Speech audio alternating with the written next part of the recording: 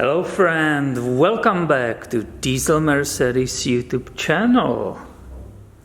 Let's continue in this episode in our series of videos fixing up this wonderful 1984 300 CD.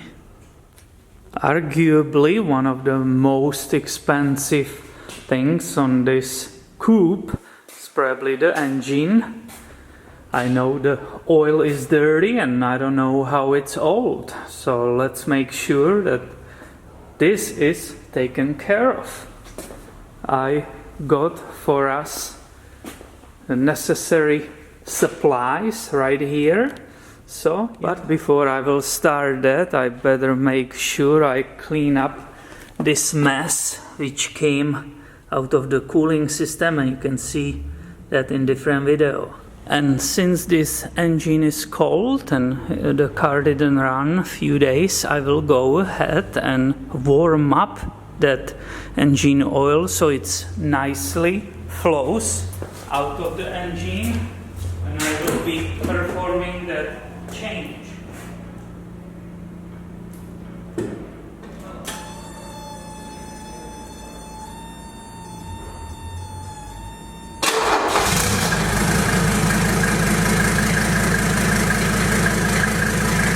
It was a nice easy startup, considering it was sitting here overnight and it was freezing. Now I know it's in perfectly leveled position right later for measuring the level of engine oil, and I have two ways to deal with it.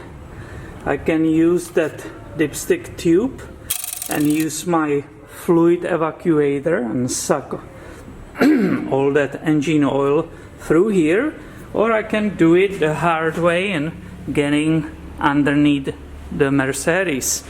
Obviously you guys don't have those evacuators, so I will show this the traditional way. So I've got here oil catching pen. Just a warning, if you want to do it by yourself, don't buy the smallest one, because this engine has 8 quarts, as we mentioned already, right? So you need at least this size. This is the number 13 millimeter wrench. Right here on the bottom of the oil pan is that plug. So obviously counterclockwise, right? I'm removing that plug. Looking around, you can see here the oil pan actually got damaged. Somebody hit something, but it's not leaking, so that's okay. And I carefully will remove that plug with its washer. If you manage to have that engine oil nice and hot, make sure you don't burn yourself. I have to bring that pan up because I have this car relatively high, and I remove nicely, right, that plug with the washer. Now you can see this is a really thick oil. It's coming nicely slow, so there was definitely time to replace it. No kidding. Here may be detail for you of that bolt. Not sure if you can see it with its washer. And since this is my own car and I'm not in a hurry, I will definitely let it drip until it completely stops. It can take an hour or two.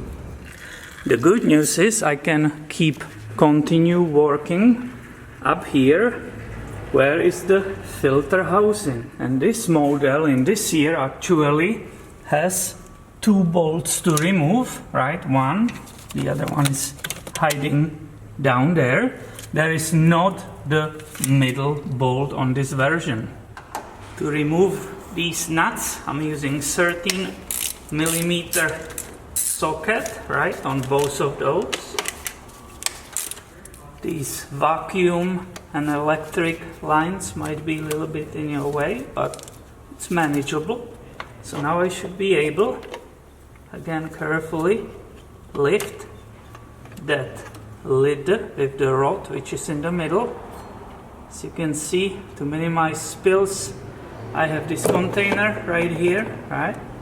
And This is the O-ring, which is nicely squished, so it will be great to replace it. And this filter cartridge has a nice handle, so it's pretty easy to grab it and pull it out. Again, I'm letting it drip inside, right? And when it will a little bit slow down, I will move it into that container. Right. Yep, nice. Let me show you in the detail. This is the inside of the housing, right? Here is the old filter, and this is the top with that rod. Now let me show you detail on this part. There are two O-rings here at the end. Hopefully you can see them. 1 and 2. They unfortunately don't come with those affordable filters from Napa. So these needs to be ordered separately. I didn't plan on this engine oil change, so I don't have them at this second, and I will make sure when I will be doing the next oil change they will be available and I will replace them. Now another very important detail, there is a flow of the oil by the design inside of the tube, and it's coming out here. I will wipe it off, and you can see there is a little hole, and it will start seeping oil. It did, and it's coming out. You always have to make sure that this passage is open and the oil is freely coming out for its correct function. And as I said, we will look inside of this filter, right? This is the new one, so you can see that's identical. It has that handle on the top, right? That's how I pulled it. Here are the rubber parts already installed. However, when you look inside, there is only the large top ring which comes around here, right? That will be replaced. And that's good because this one, the old one, I can see it's squished already. So basically I'm ready to put down there in that housing this new filter. Now I will go ahead and clean that seat here where the O-ring will be, right? I will wipe the old oil, just do visual inspection. There's a little bit of remainings of the old oil, but that's okay for me for this purpose. And I can really install the new cartridge, right? So pull away these lines. It nicely went all the way down, right? It's basically flush. I nicely clean this entire part. Can do it once again. I apologized to the engine 3 times that I didn't replace these O-rings. So we made a piece and everything, it's okay. I will carefully start inserting it, right? Nice. And I will match it on those studs which are right here. Again, these vacuum lines are kind of pain, but it's okay. I'm ready to put these 2 nuts back. I'm putting those nuts back, and for the people who are obsessed with the numbers, the torque is 20 Newton meters, which means you don't have to torque it super hard, right? Because it's not how hard you tight those nuts, it's that O-ring, the rubber O-ring, which is brand new there right now, and that's sealing it and stopping the oil from leaking out. So I'm finished up here, so I can go back down here, and the oil almost stopped dripping. So I'm putting back the bolt with that washer. If you have the washer, new one, you can obviously replace that, right? I will reuse this one because it seems to be in perfect condition. Now the torque For this it's 30 Newton meters, but again be careful, you don't want to strip the thread in this oil pan. So I have filter installed, the oil pan is closed. I can start filling this engine with the new oil. I always prefer to use the funnel, right, to minimize any possible spills. Now from the manual, right, we know this engine is taking 7.5 to 8 quarts of the oil. Some of it, obviously, it's in that oil cooler, which is right here, right? So basically, here I have a 1 gallon. This I will pour without measuring anything. And then I will start worry about the level of the oil. If I worry about the level, I can simply pull the dipstick out, right? Wipe it off. See that it's clean, put it in. And it shouldn't be touching anything after pouring that gallon, and that's correct. There's no oil on it at all.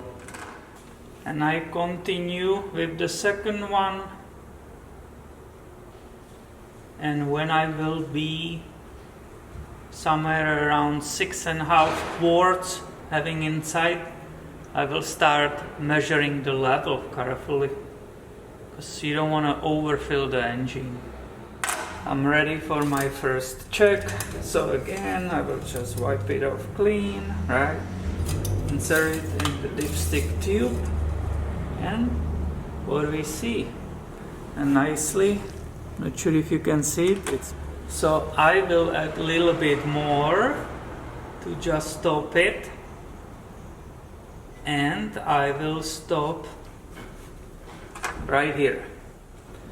Now it's time to close this valve cover and go ahead and start up this engine and run it approximately for 1 minute. And when I will starting it up first time after that oil change, I will keep observing that oil pressure gauge. I wanna see it going up.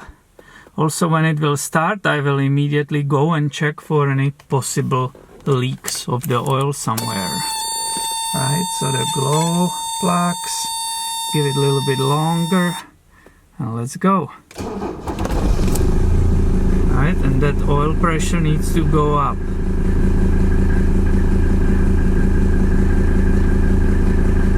Saw it?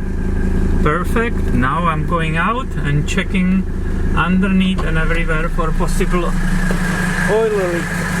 After it ran for approximately 1 minute, I will shut it off again. And now I will wait for at least 5 minutes to take my final measurement on the dipstick. At least 5 minutes, because to get the correct measurement, the oil needs that time to flow down to the oil pan. And I am finally able to see if I fill it all the way or what's the level, right? Let's see together. Did I measure it right? Oh, pretty good, what do you say? And that's all for this video, and make sure you are subscribed, because I will actually start filming another video in just a couple of minutes. Thanks for watching and have a great day.